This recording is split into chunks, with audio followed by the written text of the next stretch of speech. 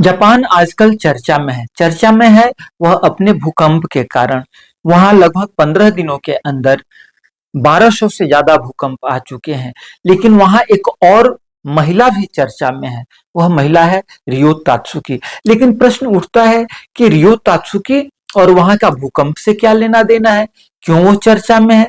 वह चर्चा में है अपने एक पुस्तक के कारण। उस पुस्तक का नाम है द फ्यूचर आई सॉ, जो कि 1999 में प्रकाशित हुई थी।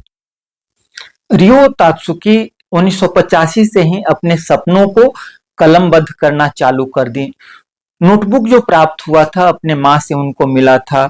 सपना में वो एक से एक चीज देखती थी, उन सब चीजों को कलमबद्ध कर देती थी और उन्हीं सपनों को एक कॉमिक्स के रूप में, जैसे कि हम लोग छोटे थे तो चाचा चौधरी की कहानियां वगैरह देखते थे जिसमें कि स्केच भी हुआ करता था और लिखा हुआ भी रहता था, जिसको ही हम लोग मंगा राइटिंग भी कहते हैं। इसलिए रियो तात्सुकी एक मंगा राइटर भी हैं।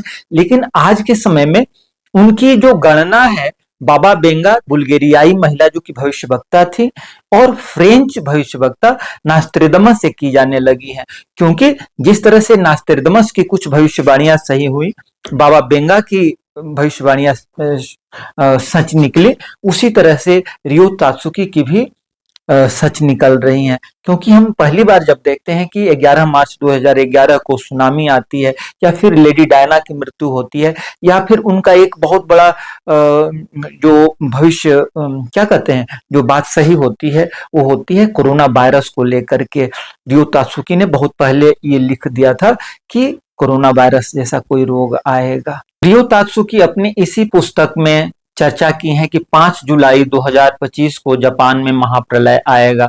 वैसे बहुत महाप्रलय तो नहीं कह सकते हैं, लेकिन जिस तरह से भूकंप आ रहे हैं, 1200 से भी अधिक भूकंप आ गए, तो लगता है कि कहीं ना कहीं रियो तात्सुकी का भविष्यवाणी सच निकला है। और यही कारण है कि रियो तात्सुकी का यह जो पुस्तक है आउट ऑफ मार्केट हो गया है और ब्लैक में लोग इसे 1-1 हजार अमेरिकी डॉलर में परचेज कर रहे हैं।